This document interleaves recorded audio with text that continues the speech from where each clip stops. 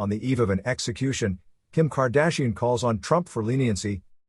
Reality star Kim Kardashian on Wednesday called on President Donald Trump to spare Brandon Bernard, who is due to be executed the next day for a double murder committed when he was just 18. "My heart is broken by this execution, and I call on real Donald Trump to commute Brandon's sentence and let him serve his sentence in jail," she wrote on Twitter.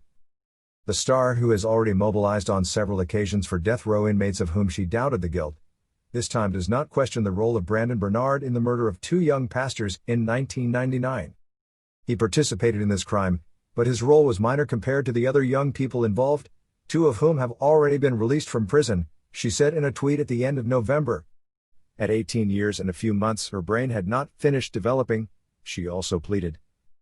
In 1999, he participated, along with other young African Americans, in the kidnapping of Todd and Stacey Bagley in an attempt to force them to withdraw cash. The couple were eventually shot and burned in their car.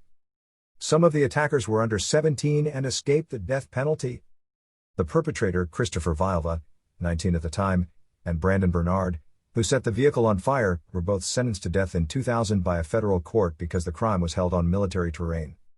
The first received a lethal injection in September at Terre Haute Penitentiary, Indiana, and barring a last-minute reprieve, the second is to suffer the same fate Thursday night.